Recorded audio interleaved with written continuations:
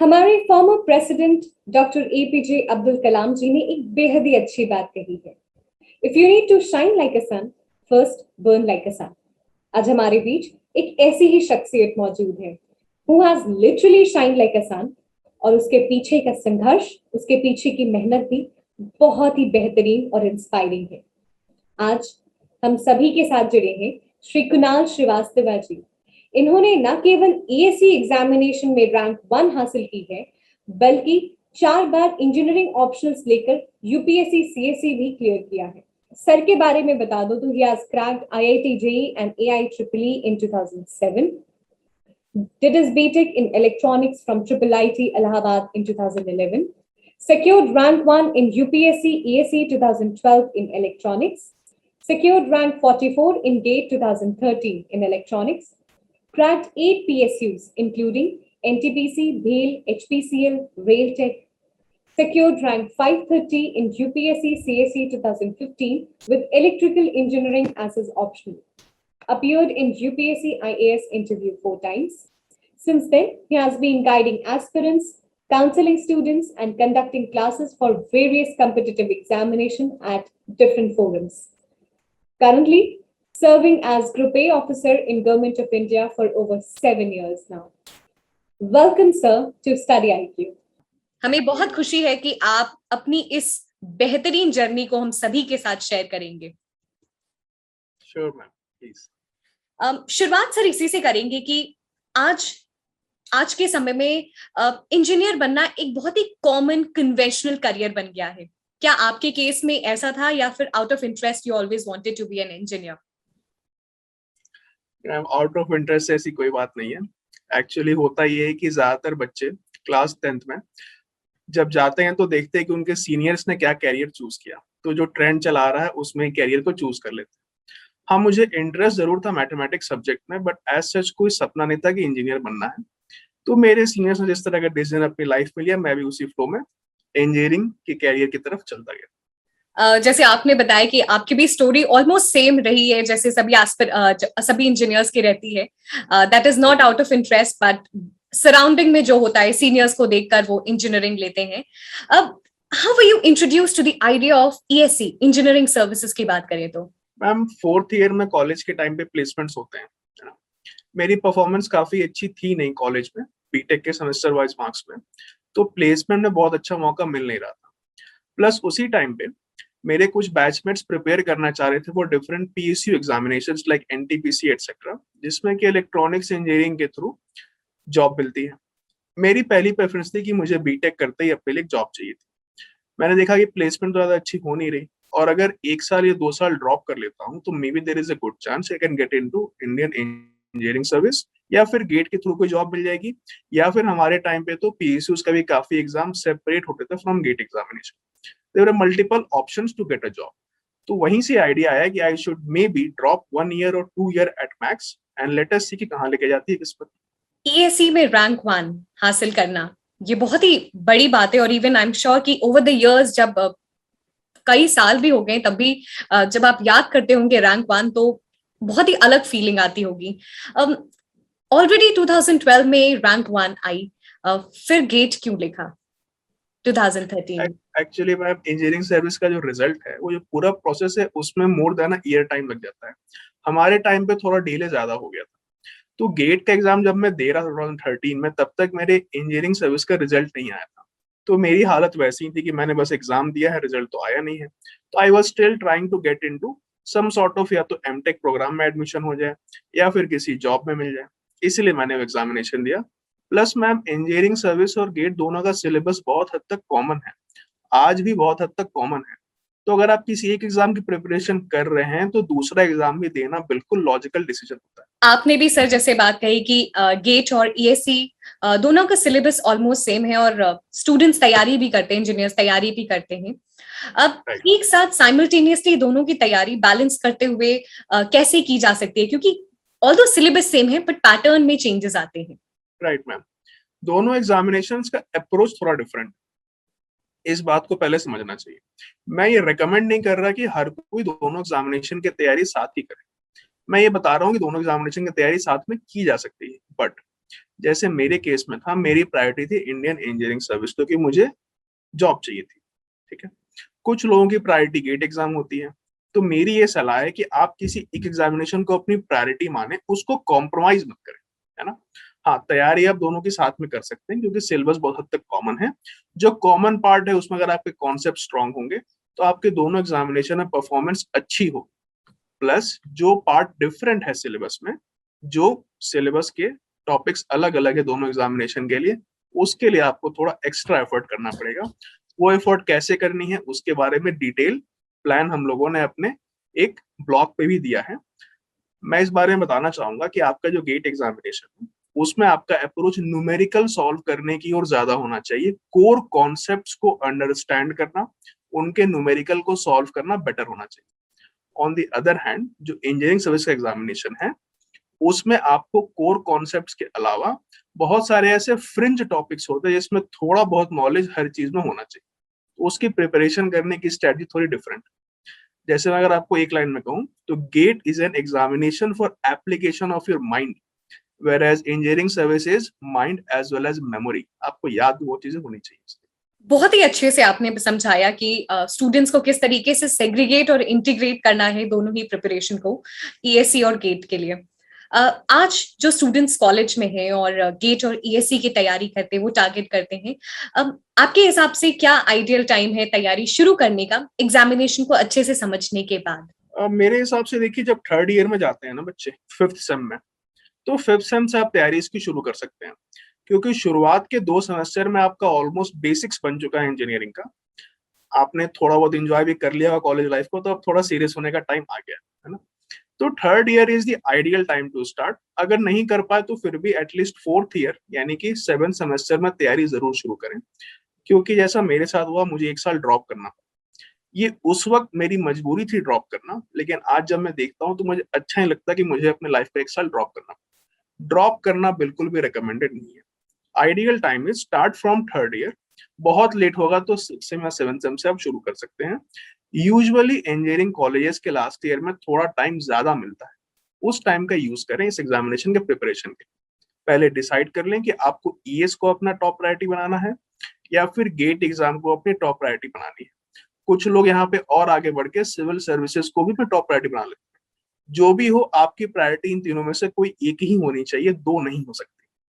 जिसको आपने priority number 1 बनाया है उसके सिलेबस को लीजिए, उसके प्रिपरेशन की स्ट्रेटजी को बनाइए, and then you move ahead. फिर आप देखिएगा आपका बैकअप प्लान क्या है। आपने अभी मेंशन किया कि आपको 1 साल ड्रॉप लेना पड़ा। अभी भी कई सारे स्टूडेंट्स हैं, गेट की अगर स्पेसिफिकली बात करें तो GATE is extremely competitive now. बहुत सारे पीएसयूज भी अब प्राइवेटाइज्ड हो गए हैं, तो कंपटीशन दिन पर दिन बढ़ता ही जा रहा है। व्हाट डू यू सजेस्ट कि उनको गेट की तैयारी के लिए 1 साल ड्रॉप लेना चाहिए या फिर कोई और बैकअप भी प्लान करके रखना चाहिए? देखिए, ड्रॉप लेने की रिकमेंडेशन तो मैं नहीं दूंगा, लेकिन कई बार ऐसा होता है कि हम में से बहुत सारे लोग, हम जो इंजीनियर लोग हैं, ये 4 साल बीतने के बाद ये अकल खुलती है हमारी, है ना। ऐसा यूजुअली होता है। तो अगर आपको ड्रॉप लेना ही पड़ रहा है तो ठीक है, आप 1 साल का ड्रॉप आप लीजिए, उससे ज्यादा ड्रॉप मत लीजिए। बहुत होगा तो 2 साल, लेकिन वो तब जब आपने आईएएस एग्जामिनेशन को चूज किया है, क्योंकि यूपीएससी का प्रोसेस होते होते 1 साल टाइम निकल जाता है। 1 साल आप तैयारी करें, 1 साल प्रोसेस में जाएगा। ठीक है, ड्रॉप लेना बिल्कुल रिकमेंडेड नहीं है, लेकिन अगर आप ड्रॉप लेते हैं then identify your first option. मैं बार बार ये चीज कहता हूँ स्टूडेंट्स को, कभी अपने प्रायोरिटीज को आप मिक्सअप मत कीजिए। जैसे कुछ बच्चों को जो रिसर्च ओरिएंटेड माइंड होते हैं, वो चाहते हैं कि बीटेक करने के बाद गेट का एग्जाम दे करके एमटेक करें, अच्छे से एमटेक में डिग्री हासिल करें, अच्छे मार्क्स लाएं, अच्छा एक्सपेरिमेंटल एक्सपोजर मिले, फिर रिसर्च लाइन में जाए या किसी बड़ी कंपनी में जाकर रिसर्च करें। That is a very good career option. कुछ बच्चों का होता है कि नहीं, मुझे तो जॉब चाहिए, और अगर सरकारी जॉब चाहिए तो ग्रुप ए सर्विस चाहिए, उसमें engineering service is the best option. PSUs के भी काफी सारे ऑप्शन है थ्रू गेट एग्जामिनेशन। तो प्रायोरिटीज को मिक्सअप कभी नहीं करना चाहिए। मेरे लिए हमेशा फर्स्ट प्रायोरिटी थी इंडियन इंजीनियरिंग सर्विस। मैंने 2012 के एग्जाम अच्छे तरीके से दिया, उसका वेट करते करते गेट एग्जाम भी दे दिया, बट मेरा कभी इरादा नहीं था गेट एग्जामिनेशन के थ्रू मैं या तो एमटेक करूंगा या किसी जॉब में जाऊंगा। मेरा टारगेट था इंडियन इंजीनियरिंग सर्विस। तो प्रायोरिटीज आइडेंटिफाई करना बहुत जरूरी। वेरी वेल सेड सर कि प्रायोरिटीज आपको आइडेंटिफाई करना है और जितने जल्दी आप आइडेंटिफाई करें वो आपके करियर के लिए बहुत ही अच्छा होगा। सर हम ईएससी की स्ट्रैटेजी के बारे में बात करना चाहते हैं। सिलेक्शन ही बहुत बड़ी बात होती है, but how to get top rank and make your answers the best? देखिए, अगर आप मेहनत करेंगे तो सिलेक्शन तो आपका हो जाएगा। बाकी जो रैंक के आते हैं उसमें किस्मत का भी खेल है। मैंने कभी ये टारगेट नहीं किया कि मेरी रैंक 1 आए, वो तो बस हो गया, किस्मत की बात है। इंडियन इंजीनियरिंग सर्विस की प्रिपरेशन करने के लिए आपको पूरा 1 साल का डेडिकेटेड लेबर चाहिए, डेडिकेटेड हार्डवर्क चाहिए। और हार्डवर्क क्या मैं कहता हूँ, स्मार्ट वर्क चाहिए। क्यों? क्योंकि यूपीएससी का जो सिलेबस है, अगर आप किसी भी एग्जामिनेशन को ले यूपीएससी, उनके पूरे सिलेबस में इतने डिस्क्रिशनरी टॉपिक्स होते हैं कि आपको पता होना चाहिए किस टॉपिक में कितना पढ़ना है। गेट एग्जामिनेशन का सिलेबस बिल्कुल वेल डिफाइंड है, लेवल बिल्कुल वेल डिफाइंड है। That is not the case with UPSC. Even for civil services, topics जो हैं उनकी जो लिस्ट होती है उसमें बहुत सारे फ्रिंज एरियाज होते हैं। I mean, UPSC is about knowing something about almost everything, है ना। तो आपकी जो स्ट्रैटेजी है यूपीएससी के लिए, उसमें आपको आइडेंटिफाई ये सबसे पहले करना चाहिए कि जो आपका सिलेबस है, for example let us take Indian engineering service, आपके सिलेबस में कोर एरियाज कौन से हैं। इसमें तो आपको बेहद स्ट्रांग होने की जरूरत है, क्योंकि ये मैक्सिमम स्कोरिंग एरियाज हैं। और अगर आप यहाँ पे स्कोर नहीं कर पाएंगे तो आपका सिलेक्शन तो निश्चित ही नहीं है, ठीक। और मोस्टली ये कोर एरियाज आपके सेम टू सेम होते हैं एज गेट सब्जेक्ट्स, ठीक है। इसीलिए मैं कहता हूँ दोनों की तैयारी एक साथ कर सकते हैं। एनीवेज, सबसे पहले आइडेंटिफाई कीजिए कि आपके कोर सब्जेक्ट्स क्या हैं in Indian engineering service syllabus. उसको आप बहुत अच्छे से प्रिपेयर कीजिए। इट इज रिक्वायर्ड कि आप इन सारे सब्जेक्ट्स में बहुत अच्छे से मार्क्स लेकर आए। फिर आप आइडेंटिफाई कीजिए कि आपके लिए फ्रिंज एरियाज क्या क्या है, फ्रिंज टॉपिक्स क्या क्या है। इन फ्रिंज टॉपिक्स को मेरे टाइम में हम लोगों ने क्या किया था, हम लोगों ने इसको बांट लिया अपने 2-3 दोस्तों के बीच में। बिकॉज किसी भी एक एस्पिरेंट के लिए पॉसिबल नहीं है कि वो सारे के सारे फ्रिंज टॉपिक्स को अकेला कवर कर सके। तो हम लोगों ने क्या किया, डिवाइड कर लिया। जैसे जीएस के पार्ट में मैंने हिस्ट्री अपने पास रखा, एक फ्रेंड को ज्योग्राफी दे दिया, एक फ्रेंड ने करंट अफेयर्स ले लिया। फिर हम तीनों ने मिलकर अपने अपने सेपरेट नोट्स बना लिए, उसने को एक्सचेंज किया और डिस्कशन करते वक्त जिसके पास जो टॉपिक है उसने उस पर थोड़ा गाइडेंस दे दिया। इसके थ्रू आप कम वक्त में थ्रू शेयर्ड लेबर ज्यादा टॉपिक्स को कवर कर पाएंगे और हर बंदे का फोकस स्पेसिफिकली अपने टॉपिक के ऊपर होगा। तो आपका जो डिविडेंड मिलेगा इसको पढ़ने के बाद वो ज्यादा होगा। तो ये मेरी बेसिक स्ट्रेटजी थी कि पहले कोर एरियाज को खुद अच्छे से कंप्लीट करो, सारे पास ईयर क्वेश्चंस लगा लो। गेट एग्जाम के साथ सिलेबस कॉमन है तो गेट के भी क्वेश्चन लगा लीजिए इसके साथ। इन एरियाज को अच्छे से कवर कीजिए। प्लस जो फ्रिंज टॉपिक्स है, including engineering topics like computer architecture वगैरह and general studies and English paper जो हमारे टाइम पे था, उसके लिए आप अपने दोस्तों के बीच में जो सिंसियर लोग हों उनके बीच में सिलेबस को बराबर बांट दीजिए। 3-4 लोगों का ग्रुप इज गुड इनफ, वो आपस में कंप्लीट करके सिलेबस आप 4 लोगों की प्रिपरेशन अच्छे से हो जाएगी। ग्रुप स्टडीज आपकी तैयारी का एक बहुत ही इंस्ट्रूमेंटल हिस्सा रहा है, आपने अभी मेंशन किया। और किस तरीके से कोर एरियाज और फ्रिंज एरियाज आपको आइडेंटिफाई करना है और उस हिसाब से आप अपनी तैयारी को आगे ले जा सकते हैं। सो ये तो बात हो गई स्ट्रैटेजी की और किस तरीके से आप अपने आंसर्स को सबसे अलग और सिलेबस कंप्लीट कैसे कर सकते हैं। अब बात करते हैं इंटरव्यू की। ईएससी की इंटरव्यूज में किस तरीके से क्वेश्चंस पूछे जाते हैं और अपने आप को एक इन्फॉर्म्ड इंजीनियर किस तरीके से प्रेजेंट करना है। देखिए, ईएससी का इंटरव्यू भी यूपीएससी का एक बहुत ही अच्छा पैनल लेगा। मेरे टाइम पे प्रोफेसर डेविड सर थे वहां पे चेयरपर्सन। पैनल आपका बिल्कुल वैसा ही होता है जैसे सिविल सर्विसेज का पैनल होता है, बस फर्क ये होता है कि इंजीनियरिंग सर्विस का इंटरव्यू है तो इंजीनियरिंग फील्ड के एक्सपर्ट्स को बुला लेते हैं, ठीक है। अब ये डिपेंड करता है कि आपका बैकग्राउंड कैसा है। जैसे अगर आप बिल्कुल फ्रेश कॉलेज से पास आउट होकर पहुंचे हैं या फिर 1 साल 2 साल का ड्रॉप है, तो आपसे जो क्वेश्चंस पूछे जाएंगे मोस्टली आपके डैफ पे बेस्ड क्वेश्चंस होंगे।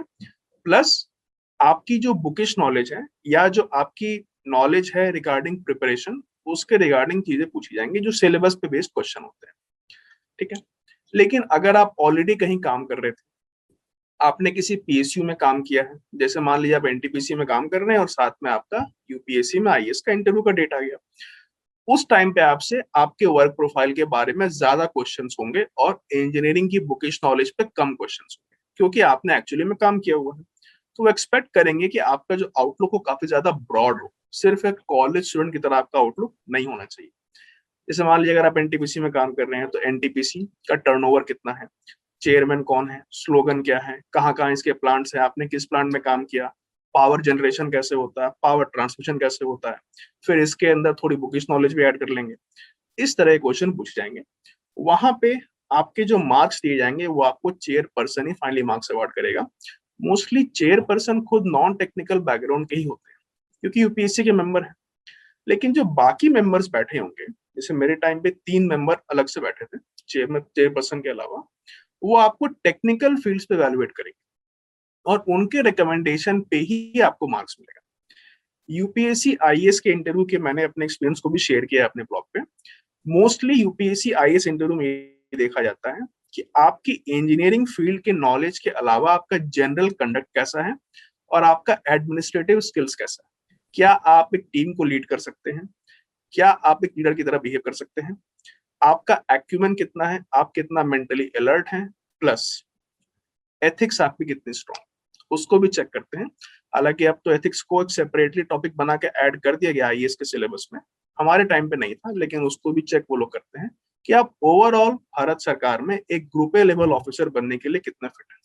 सर, इंजीनियरिंग सर्विसेज में रैंक 1 हासिल करने के बाद आपने इंजीनियरिंग सर्विसेज को ज्वाइन भी किया और तकरीबन 3 साल काम भी किया। So how was your experience? Experience मेरा बहुत ही अच्छा था। मैं इंडियन टेलीकम्युनिकेशन सर्विस में था।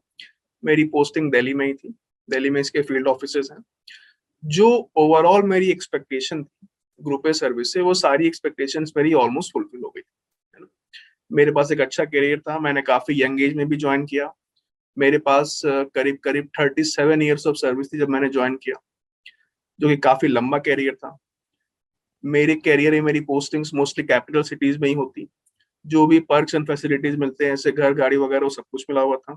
तो एक्सपीरियंस मेरा काफी अच्छा था। बट मेरे को सिर्फ एक चीज की यहाँ पे कंसर्न थी कि मेरा कैरियर सिर्फ और सिर्फ टेक्निकल फील्ड में ही रह जाएगा थ्रू आउट माई सर्विस। मुझे इस चीज को डाइवर्सिफाई करना था। इसीलिए मैंने फिर बाद में इंजीनियरिंग सर्विस के फील्ड को छोड़ करके सिविल सर्विसेज की तरफ एम बनाया।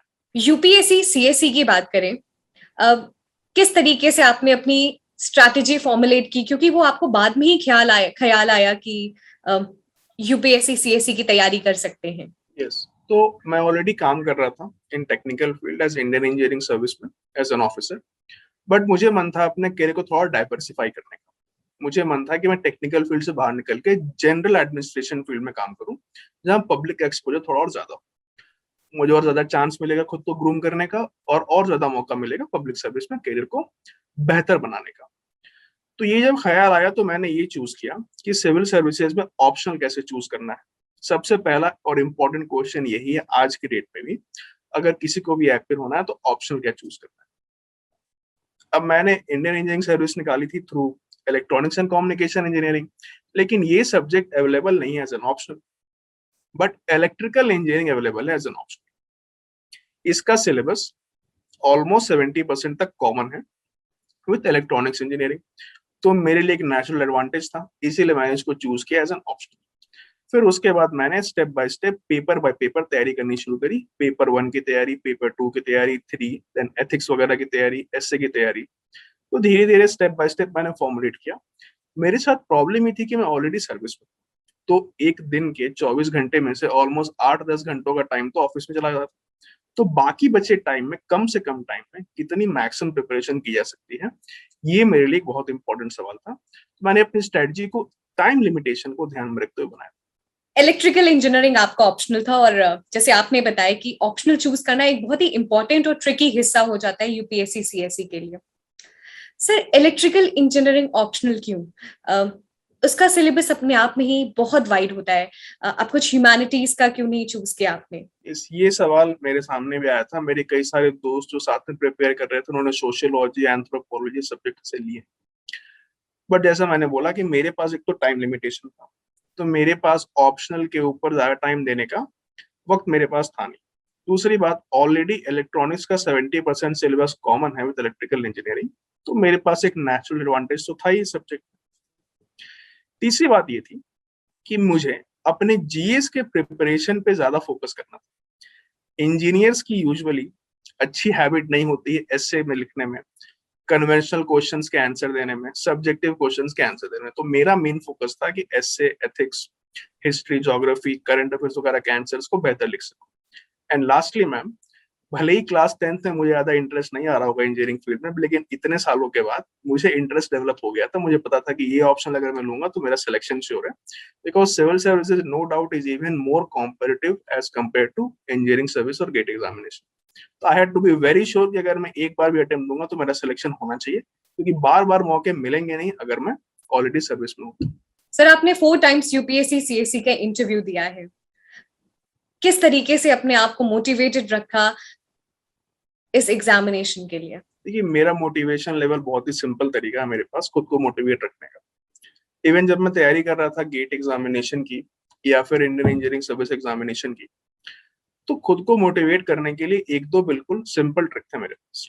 सबसे पहला तो ये था कि always remember why you started. आपने क्यों शुरुआत करी किसी एग्जामिनेशन के प्रिपरेशन की। ये जो इनिशियल थॉट होता है वो बहुत जरूरी है। मेरे लिए ये था कि मुझे एक जॉब चाहिए जैसे भी, ठीक है। बहुत अच्छी सिचुएशन नहीं थी फैमिली की शुरू में, तो मेरे लिए जॉब पाना बहुत ही ज्यादा इंपॉर्टेंट हो गया था, ठीक। एक तो ये रीजन है that you should always remember that why you started something, that will keep you motivated till you achieve that thing, ठीक। दूसरा ये था कि मैं जब घर से चला था तैयारी करने के लिए, दिल्ली आया था मैं, उस वक्त मैंने अपने मम्मी पापा से प्रॉमिस किया था कि मैं एग्जामिनेशन क्रैक करके आऊंगा। ये प्रॉमिस मुझे हमेशा अपने जहन में याद रहता। मैंने कुछ फोटोग्राफ भी लिए थे मम्मी पापा के आते वक्त मोबाइल फोन में, तो वो फोटो देखना भी अपने आप में एक बहुत बड़ा मोटिवेशन लेवल था मेरे। बट ऐसा नहीं कि मोटिवेशन डेली चाहिए होता है, नो। अगर मोटिवेशन डेली चाहिए तो आप मोटिवेटेड बिल्कुल भी नहीं है। मोटिवेशन का डोज महीने 2 महीने में 1-2 बार चाहिए होता है, वो भी तब जब आपकी तैयारी अच्छी नहीं हो रही है। तो एक बहुत ही प्रैक्टिकल तरीका अपने आप को मोटिवेटेड रखने का वो ये है कि आप खुद को कंपेयर करिए अपने को एस्पिरेंट्स के साथ। आप ये देखिए कि आपके साथ जो लोग तैयारी कर रहे हैं उनके तैयारी का लेवल कैसा है। आप उनके साथ टेस्ट दीजिए, आप उनके साथ डिस्कशन करिए। भले ही आप गेट का एग्जाम दे रहे हो, आईएएस दे रहे हो या फिर सिविल सर्विस एग्जामिनेशन दे रहे हो, always try to be ahead of your competition. और ये जो आपके अंदर एक एबिलिटी बन जाएगी, ये जो आपके अंदर एक स्किल बन जाएगा कि that you have to always stay ahead of competition, ये आपको हमेशा मोटिवेट करेगा throughout your life. Sir, UPSC CSC की बात करें तो एक बहुत ही इंपॉर्टेंट पार्ट आ जाता है करंट अफेयर्स को किस तरीके से प्रिपेयर करना है। आपने किस तरीके से करंट अफेयर्स प्रिपेयर किया था? करंट अफेयर्स अपने आप में एक समुंदर है। आप अगर इसको टोटली प्रिपेयर करने जाएंगे तो कभी प्रिपरेशन होगी नहीं, किसी की भी नहीं हो सकती, कि कोई भी इसको टोटली प्रिपेयर नहीं कर सकता। इसको प्रिपेयर करने के लिए 2-3 बिल्कुल फिक्स स्ट्रेटजी जो मैं हमेशा फॉलो करता आया, और मैंने हर किसी को रिकमेंड भी किया, और मैक्सिमम लोगों ने स्ट्रेटजी को अडॉप्ट भी किया and they got positive results. सबसे पहला ये है कि आप किसी एक न्यूज़पेपर को ही पढ़िए। लोग अक्सर 2-3 पेपर्स पढ़ते हैं, कुछ मोबाइल ऐप पे, कुछ हार्ड कॉपी में। It is not at all required. मैंने अपने टाइम पे सिर्फ एक पेपर पढ़ा, that was the Indian express, बस। लोगों ने कहा द हिंदू पढ़ो, मैंने कहा नहीं, इंडियन एक्सप्रेस मैंने अडॉप्ट कर लिया है, मैं इससे बहुत खुश हूं, मुझे और पेपर्स नहीं पढ़ने। दूसरा, यूट्यूब पे राज्यसभा टेलीविजन का अपना एक चैनल, ठीक, उस पे बहुत अच्छे डिबेट्स आते हैं। देश देशांतर हो गया, द बिग पिक्चर हो गया, इसमें कई सारे पैनलिस्ट जो बहुत ही अकॉम्प्लिश्ड लीडर्स हैं अपने फील्ड के, वो आते हैं और अलग अलग पॉइंट्स ऑफ व्यू को रखते हैं। इसके थ्रू आपका थॉट प्रोसेस काफी एनरिच होता है, तो मैं उसको देखकर नोट्स बनाया करता था। And thirdly and lastly madam, आपका ही चैनल स्टडी IQ, इस पे जो शॉर्ट वीडियोस आते हैं 10-12 मिनट के, 20-25 मिनट के, अलग अलग टॉपिक्स के ऊपर, इन वीडियोस में से मुझे जितने वीडियोस काम के लगे, मैंने उन वीडियोस को देखा, उसके अपने नोट्स में मैंने एडिशन किया। तो टॉपिक बाय टॉपिक प्रिपरेशन करना ही बेस्ट है। अगर आप कोशिश करेंगे कि सब कुछ मैं कवर कर लूं करंट अफेयर, कभी नहीं होगा। अगर आप कोशिश करेंगे कि 2-3 न्यूज़पेपर पढूं, कभी नहीं होगा। अगर आप कोशिश करेंगे कि मैगजीन्स आते हैं मार्केट में अलग अलग कोचिंग इंस्टीट्यूट्स के, मंथली वाइज उसको कवर कर लूं, कवर आप कर सकते हैं, लेकिन उतना करने की जरूरत नहीं है, आप एंड में कंफ्यूज हो जाएंगे। तो आप सिर्फ मेजर टॉपिक्स को ही कवर करें, जो ट्रेंड्स चले आ रहे हैं वो कवर करें। और हाँ, अच्छे डिबेट्स को देखिए, जैसे राज्यसभा टीवी के डिबेट्स हो गए। This will enrich your thought process also. UPSC CSC की बात करें तो जो क्वेश्चंस आते हैं वो ज्यादा एनालिटिकल लेवल पे आते हैं। किस तरीके से अपनी एक थॉट प्रोसेस को डेवलप करना है इस पूरी प्रिपरेशन के दौरान? मैडम, थॉट प्रोसेस तो यूपीएससी के लिए बहुत ही कॉम्प्रिहेंसिव और होलिस्टिक होना चाहिए। आपके थॉट प्रोसेस में सबसे इंपॉर्टेंट चीज ये है कि क्या आपने हर डायमेंशन से किसी इशू को देखा कि नहीं देखा। आपका पर्सपेक्टिव कितना wide, that is the most important thing. ऐसा तो नहीं है कि आपके अंदर कोई बायस हो, वो दिख जाए आपके आंसर में। ऐसा तो नहीं है कि आपके आंसर्स में कोई ज्यादा कंटिन्यूटी नहीं। ऐसा तो नहीं है कि आप आंसर किसी एक पार्ट पे ज्यादा फोकस कर रहे हैं। जैसे कई बार आंसर लिखते वक्त लोग लिखते हैं introduction, pros, cons, way forward. कुछ लोग कॉन्स में बहुत ज्यादा पॉइंट लिख देते हैं, बहुत ज्यादा क्रिटिकल हो जाते हैं। कुछ लोग सिर्फ क्रिटिसाइज करते हैं आंसर में। तो आपका आंसर जो है ऐसा दिखना चाहिए कि जिस पर्सन ने आंसर लिखा है वो एक alert, educated, well informed and problem solving skills का पर्सन। कोई भी अच्छा एडमिनिस्ट्रेटर अगर होगा, उसके पास प्रॉब्लम सॉल्विंग स्किल्स होनी चाहिए। That should be reflected in your answer. तो आपका जो थॉट प्रोसेस है वो ऐसा होना चाहिए कि पहले आप इंट्रोडक्शन को लिखिए, ठीक, पहले आपने इशू को इंट्रोड्यूस कर दिया, फिर आप बताइए कि क्वेश्चन में जो पूछा जा रहा है उसका बॉडी क्या है, फिर आपके सामने जो उसमें इश्यूज आते हैं, आप उन इश्यूज के लिए वे आउट या वे फॉरवर्ड, या आपके पास कोई नया थॉट होगा, कोई इनोवेटिव आइडिया हो, उसको लिखिए। और हर जगह अपने आंसर को एग्जाम्पल्स के थ्रू सब्सटैंशिएट जरूर कीजिए, प्लस अपने आंसर को थोड़ा डेकोरेट कीजिए। जैसे ब्लैक पेन से अंडरलाइन कर दिया, पेंसिल से अंडरलाइन कर दिया, हो सके तो बीच बीच में कहीं फ्लो चार्ट्स वगैरह बना दीजिए, टेबल्स बना दीजिए, कुछ डायग्राम और डायग्राम बना दीजिए। All these things will only enrich your answer, तभी जाकर आपका आंसर वाकई में डिफरेंट दिखेगा फ्रॉम अदर। और ये बहुत जरूरी भी है क्योंकि आपके जो आंसर्स हैं उसी पे आप इवैल्यूएट होते हैं, और अपने आंसर्स को सबसे अलग करना है क्योंकि अल्टीमेटली सब ऑलमोस्ट सेम सोर्सेज पढ़ते हैं। यस। सर, सीएससी की बात कर रहे हैं, आपने 4 बार सीएससी का इंटरव्यू भी दिया हुआ है। कैसे अपने आप को प्रेजेंट करना है और आपका स्पेसिफिकली कैसा एक्सपीरियंस था चारों टाइम? ये यूपीएससी का कोई भी interview, it is a very wonderful experience. बहुत ही अच्छा एक्सपीरियंस होता है, क्योंकि आपके सामने जो पैनल बैठा है वो इतना ज्यादा वेल लर्नड, इतना ज्यादा वेल बिहेव्ड होता है कि आप जब भी इंटरव्यू देके बाहर आएंगे आपको बहुत खुशी होगी। शुरू शुरू में बहुत डर लगा होता है कि पता नहीं क्या हो जाएगा, लेकिन आप जब अंदर जाएंगे ना, पैनल आपको हमेशा शांत करेगा, पहले आपको ठंडा करेगा, वो चाहेगा आप रिलैक्स माइंड में आ जाए, ठीक। उसके बाद ही आपका इंटरव्यू शुरू होगा। आपकी जिम्मेदारी ये है कि पैनल आपको जितने प्यार से सवाल पूछ रहा है आप उतना ही रिस्पेक्ट से आंसर दें।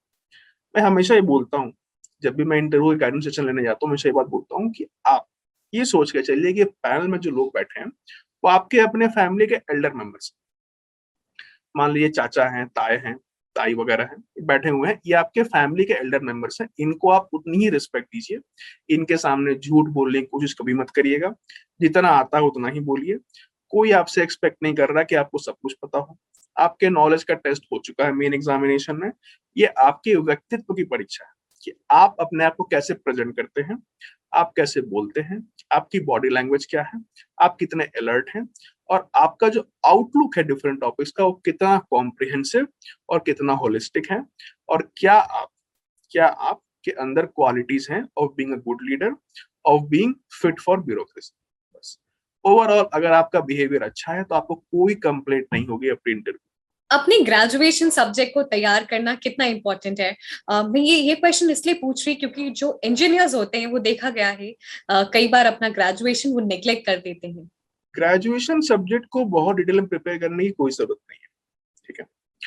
आप इंजीनियरिंग बैकग्राउंड से हो और अगर आपने हिस्ट्री ऑप्शन लेकर क्वालिफाई किया है and you have reached the interview stage, तो मन में एक डर लगा होता है क्या पता मेरे इंजीनियरिंग बैकग्राउंड को सवाल तो नहीं पूछ देंगे।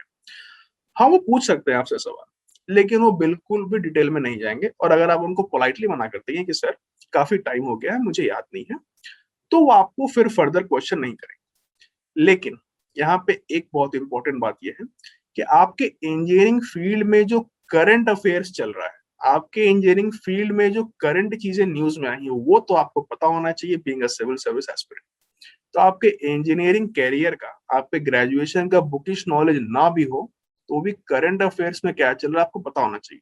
मसलन मान लीजिए आप एक इलेक्ट्रिकल इंजीनियर है, ठीक है, और आपने एंथ्रोपोलॉजी ऑप्शन लिया और आप पहुंच गए इंटरव्यू, तो आपसे ये नहीं पूछेंगे कि बताओ मोटर कैसे काम करता है, लेकिन आपसे ये पूछ सकते हैं कि अभी जो अमेंडमेंट्स हुए इलेक्ट्रिसिटी एक्ट में उसका क्या फर्क पड़ेगा, स्मार्ट मीटर क्या होता है, नेट मीटरिंग क्या होती है, ट्रांसमिशन लाइन कैसे काम करता है, ये बताओ कि सोलर एनर्जी का प्राइस क्या चल रहा है। ये चीज तो आपको पता होनी चाहिए। ये आई गेस बहुत सेंस ऑफ रिलीफ होगा बहुत सारे इंजीनियर्स को जो इंटरव्यू के लिए जाते हैं और कहीं ना कहीं अपना जो ग्रेजुएशन सब्जेक्ट है उसको नेग्लेक्ट कर देते हैं कि आप अपना जो करंट इवेंट्स चल रहे हैं आपके ग्रेजुएशन से रिलेटेड, वो आपको अच्छे से प्रिपेयर होना चाहिए।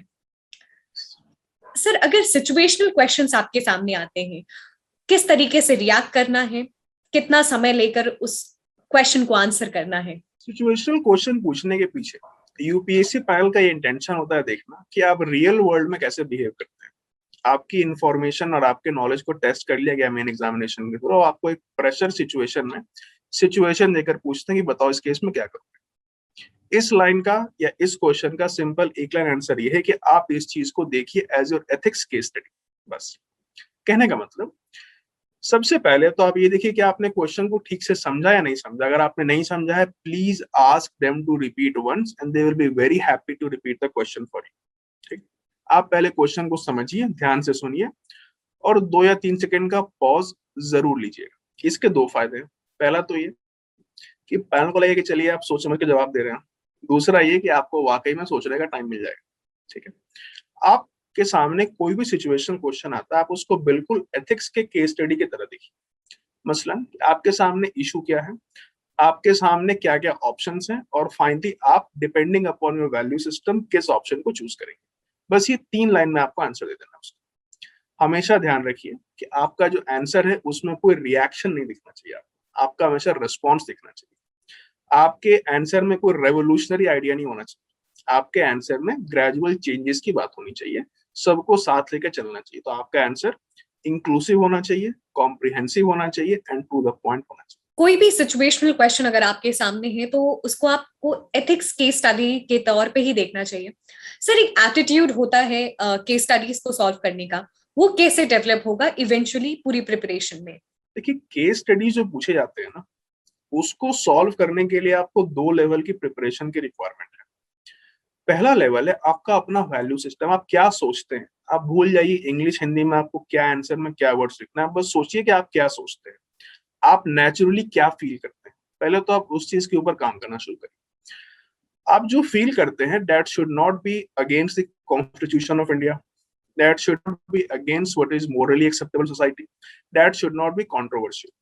अगर आपके अंदर ऐसा कोई भी बायस है, और होता है, देखिए हर किसी के अंदर कुछ ना कुछ बायस होता है, इसको थोड़ा कवर करने की जरूरत है, इसको छुपाने की जरूरत है, या फिर इसको चेंज करने की जरूरत है। चेंज कर ले तो बहुत ही अच्छा है। ठीक है, तो सबसे पहले तो आप ये देखिए कि आप नेचुरली फील कैसे करते हैं रिगार्डिंग डिफरेंट इश्यूज। ठीक, अपने थॉट प्रोसेस को पहले तो आप कॉन्स्टिट्यूशनल लाइंस के अलॉन्ग लेकर के आइए, या फिर जो चीज सामाजिक तौर पे एक्सेप्टेबल है उसके अलॉन्ग लेकर के आइए। ये आपकी फर्स्ट लेवल ऑफ प्रिपरेशन होगी। Second level of preparation is using good keywords while writing your answer. Now you have to identify कि आपके जो thoughts हैं उनके लिए किन किन terms का use करना है, जैसे tolerance, जैसे honesty, integrity। ये सब जो keywords है ना, ये बिल्कुल सटीक होना चाहिए आपके आंसर। कुछ लोग क्या करते हैं, एथिक्स का आंसर लिखते वक्त ढेर सारे keywords लिख देंगे, लेकिन उनका उतना रेलेवेंस है नहीं। किसी भी एथिक्स से केस स्टडी में not more than 5 to 6 keywords की रिक्वायरमेंट होती है। इतने कीवर्ड्स अगर आप सटीक तौर पर लिख रहे हैं, दिस शोज कि you have identified yourself as a moral agent and you know कि आप क्या फील करते हैं, आपकी इमोशंस क्या और आपके थॉट प्रोसेस क्या है। तो केस स्टडी को सॉल्व करने का जो एटीट्यूड है, इसकी प्रिपरेशन इन 2 लेवल्स पे करने की जरूरत है। जो पहला लेवल है वो तो देखिए आपके बचपन में डेवलप होता आया है, आपके पेरेंट्स, आपके दोस्त, आपके समाज ने आपको डेवलप कर दिया फर्स्ट लेवल में। मोस्टली आपको सेकंड लेवल पे काम करने की जरूरत है।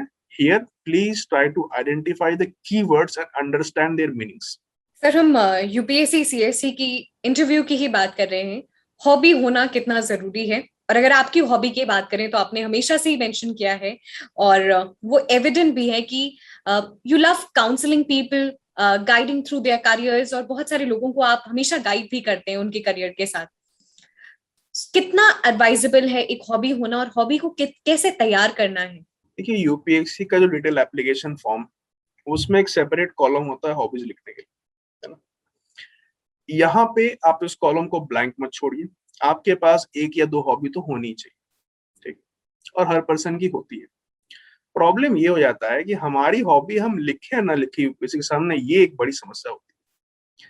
जैसे कुछ लोगों की हॉबी होती है कि वो दोस्तों के साथ टाइम स्पेंड करते हैं, लेकिन आप ये लिख नहीं सकते यूपीएससी के सामने। ठीक है, आपकी हॉबी जो है ना, वो आपको दिखाती है इन फ्रंट ऑफ पैनल कि आप एक्चुअली में पर्सन कैसे हैं। ठीक, हॉबी होना जरूरी है, और हॉबी ऐसी लिखनी जरूरी है जो कि आपको गुड लाइट में रखे in front of the panel. कोई भी कंट्रोवर्शियल हॉबी ना लिखें और इस कॉलम को ब्लैंक नहीं छोड़ें। अब मैं अपनी बात करता हूँ। Apart from my hobby of counselling people या गाइडिंग पीपल या मोटिवेटिंग पीपल, ये हॉबी तो कुछ दिनों के बाद आई जब मैं एक्चुअली में सर्विस में आ गया। जब मैं सर्विस में नहीं आया था तो मेरे पास इतना मौका था नहीं कि मैं लोगों को गाइड करूं। मैं तो खुद अपने कैरियर को बना रहा हूं, तो गाइड किसको करूंगा और कौन मेरे से गाइडेंस लेने आएगा। उस टाइम पे मेरे पास ये प्रॉब्लम थी कि हॉबी सेक्शन में क्या लिखूं। मैंने उस टाइम पे अपने हॉबी सेक्शन में एक तो लिखी मैंने सॉल्विंग सुडोकू। अभी इसलिए लिखा मैंने क्योंकि मेरी कोई ऐसी खास हॉबी थी नहीं जो कि मुझे अच्छे लाइट में दिखा in front of UPSC panel. Singing, cooking, dancing वगैरह मेरे को आता नहीं, चेस वगैरह खेला नहीं कभी। मैं बिल्कुल नॉर्मल इंजीनियर किस्म का हूँ, है ना। नॉर्मली लोग, मेरे तरह के लोग इसी तरह के होते हैं, इंजीनियर्स होते हैं। तो सॉल्विंग सुडोकू जो है ये एक ऐसी हॉबी थी जो कि मुझे अच्छे लाइट में रख रही थी कि हाँ चलो एक अच्छी हॉबी है। जैसे कुछ लोग लिखते हैं playing chess, chess is a mind game, and so is sudoku also. Rubik's cube solve करना ये भी एक अच्छा हॉबी है, आप इसको भी लिख सकते हैं। कोई फिजिकल एक्टिविटी अगर आप नहीं भी कर रहे हैं तो आप इस तरह की हॉबीज को लिख सकते हैं। इसके अलावा मैंने एक हॉबी लिखी watching English and Hindi movies. ये भी एक अच्छी हॉबी है, लेकिन इसको प्रिपेयर करना अच्छे से जरूरी है। आपको पता होना चाहिए क्या क्या टेक्नोलॉजी यूज हो रहे हैं फिल्म इंडस्ट्री में, क्या क्या इश्यूज हैं सिनेमाटोग्राफ एक्ट के, सेंसरिंग वगैरह क्या होती है। इसके अलावा मैंने एक और हॉबी लिखी, reading and writing satire articles. मैं पहले व्यंग लिखा करता था, हिंदी इंग्लिश दोनों में, कई सारे वेबसाइट्स के ऊपर भी लिखा है मैंने। अब तो हालांकि वो हॉबी छूट गई मेरी, लेकिन ये एक ऐसी हॉबी है जिसने कि मुझे यूपीएससी इंटरव्यू में एक बार बहुत अच्छे मार्क्स दिलाए। क्यों? क्योंकि इस हॉबी से ही मेरा इंटरव्यू शुरू हुआ और इस हॉबी पे आके मेरा इंटरव्यू खत्म भी हुआ। तो मेरा ऐसा मानना है कि इस हॉबी की वजह से मेरे को मार्क्स काफी अच्छे मिले। अब सवाल ये रहा कि आप लोग क्या क्या हॉबीज लिखेंगे। देखिए, अगर आपके पास वाकई में कोई हॉबी नहीं है तो आप सॉल्विंग सुडोकू बिल्कुल लिख सकते हैं। सुडोकू सॉल्व करना कोई मुश्किल काम नहीं है, आप कर सकते हैं। और आपसे कोई सुडोकू सॉल्व करवाएगा भी नहीं इंटरव्यू में, तो आप वहां भी सेफ है। ठीक। दूसरी चीज, वॉचिंग इंग्लिश हिंदी मूवीज भी आप लिख सकते हैं, it is a good thing to write. तीसरी चीज, अगर आपकी कोई और हॉबी नहीं है तो योगा, मेडिटेशन, इसको भी आप लिख सकते हैं। ठीक है। कभी भी आप 3 हॉबी ज्यादा हॉबी मत लिखिएगा। कुछ लोग 4-5 हॉबी लिखते हैं, गलत बात है। Maximum 3, ideally 2, that is a good number for hobbies. I am sure बहुत सारे एस्पिरेंट्स जो हमेशा कंफ्यूज रहते हैं अपने हॉबी को लेकर, और बेशक हॉबी का सेक्शन बहुत जरूरी भी है, वो आपके इंटरेस्ट और आप किस तरीके की पर्सनालिटी आपकी है वो बिल्कुल दर्शाता है। बहुत सारे लोगों के बहुत सारे डाउट्स क्लियर हुए हैं। सर, हमने इस इंटरव्यू सेशन में गेट की बात की, ईएससी की बात की, यूपीएससी सीएससी की बात की। कुछ फाइनल वर्ड्स, टिप्स, सजेशंस आप सभी एस्पिरेंट्स को देना चाहेंगे? देखिए, मैं सभी एस्पिरेंट से 2-3 बातें हैं जो बिल्कुल हर बार कहता हूँ और फिर से रिपीट करना चाहता हूँ। सबसे पहली चीज है कि अपनी प्रायोरिटी को आइडेंटिफाई करिए, कभी भी मिक्सअप मत करिए प्रायोरिटीज को। कई बच्चे होते हैं बस एग्जाम्स दिए जा रहे हैं, हर एग्जाम दिए जा रहे हैं, कोई भी एग्जाम दे रहे हैं। देखिए, एग्जाम्स देना अच्छी बात है, लेकिन अपने प्रायोरिटी को आइडेंटिफाई तो करिए। ऑलवेज बी श्योर कि आपको क्या करना है। अगर आप श्योर नहीं है तो बेस्ट ऑप्शन आपके लिए क्या है, ये आप डिसाइड कर लीजिए। ये डिसाइड करने के लिए अपने पेरेंट्स से बात कर सकते हैं, फ्रेंड से बात कर सकते हैं। जो भी आपके लिए बेस्ट ऑप्शन है उसको आइडेंटिफाई कीजिए और उस पर कॉम्प्रोमाइज मत करिएगा। बाकी एग्जाम्स ना हो, ये एग्जाम क्लियर होना चाहिए, ये एटीट्यूड रखना बहुत जरूरी है। पॉइंट नंबर 1 ये था। पॉइंट नंबर 2 ये है कि मोटिवेशन लेवल जो है आपका, वो कभी डाउन नहीं होना चाहिए। कई बार तैयारी के बीच में ऐसे फेज आएंगे कि आपकी तैयारी अच्छी नहीं हो रही होगी, टेस्ट सीरीज वगैरह देंगे उसमें अच्छे मार्क्स नहीं आ रहे होंगे, आप देखेंगे लोग मेरे से आगे बढ़ रहे हैं प्रिपरेशन में। इस टाइम पे आपको जरूरी है अपने मोटिवेशन लेवल को बना के रखें। मेरे साथ भी ऐसा हुआ था। मैंने खुद को हमेशा कंपेयर किया बाकी को एस्पिरेंट्स के साथ, लेकिन कई बार मेरे को एस्पिरेंट्स मेरे से बहुत आगे चल रहे थे। जब मैं प्रिपरेशन करने आया तो मुझे सबसे ज्यादा डर इस बात का था कि जो लोग ऑलरेडी पिछले 2-3 सालों से एग्जामिनेशन दे रहे हैं आईएएस का, वो इस साल भी अपीयर होंगे, तो मैं कहाँ टिकता हूँ उनके सामने। बट मैंने इस ख्याल को कभी अपने डेली रूटीन को इंटरफेयर नहीं करने दिया। कभी भी अपने डेली रूटीन को खराब मत कीजिए just because of any bad thought. पूरी दुनिया को आप छोड़ दीजिए, आपको सोचना है सिर्फ अपने बारे में सोचिए, अपने पेरेंट्स के बारे में सोचिए। This will always keep your motivation level high. अच्छे सिंसियर दोस्त बनाइए, टाइम पास करने लोगों से बिल्कुल दूर रहिए, नेगेटिव लोगों से बिल्कुल दूर रहिए। पॉइंट नंबर 3 और लास्ट पॉइंट मेरा ये है कि किसी भी एग्जामिनेशन को प्रिपरेशन करने की जो स्ट्रेटेजी होती है, उस स्ट्रेटेजी को पहले बना लेना बेटर है। कभी भी स्ट्रैटेजी दूसरे की डायरेक्ट कॉपी मत करिए, अपने खुद के स्ट्रेंथ और वीकनेस को आइडेंटिफाई करना सीखिए। हो सकता है कि आपके स्ट्रेंथ सेम हो किसी और की तरह, लेकिन हो सकता है आपके वीकनेस सेम नहीं। तो अपना जो स्वॉट एनालिसिस है आपका कि आपके कौन से एरिया स्ट्रॉन्ग है, कौन से एरिया वीक है, उसको आइडेंटिफाई करना सीखिए। वीक एरियाज पे ज्यादा टाइम दीजिए, स्ट्रॉन्ग एरियाज को बस प्रैक्टिस करते रहिए। एंड लास्ट पॉइंट मेरा ये है फ्रेंड्स, आप सभी से, एक बैकअप प्लान जरूर रखिएगा लाइफ। कोई नहीं जानता कि किस एग्जामिनेशन में कब आपका सिलेक्शन होगा, कब नहीं। मैंने भी रखा था, मेरा बैकअप प्लान गेट एग्जामिनेशन था। अगर आईएएस में नहीं होता तो सर्टेनली सिविल सर्विस कभी नहीं दे पाता। तो मेरा प्लान ये था कि आईएएस में नहीं होगा तो गेट एग्जामिनेशन हो जाएगा, मैं एमटेक करता या किसी पीएसयू में जॉब कर रहा होता। एक बैकअप प्लान हमेशा रखना चाहिए। That is my last advice. Thank you so much sir for joining us in this interview session. बहुत सारे एस्पिरेंट्स को, चाहे वो गेट के हों, ईएससी के हों, सीएससी के हों, उन सभी को एक कॉम्प्रिहेंसिव किस तरीके से स्ट्रैटेजी अपनी फॉर्मुलेट करनी है एग्जामिनेशन के लिए, वो जरूर उनको इनसाइट्स मिला है। Thank you so much, sir, for being a catalyst to all students in their preparation. Thank you once again. And thank you to Study IQ team. Thank you very much.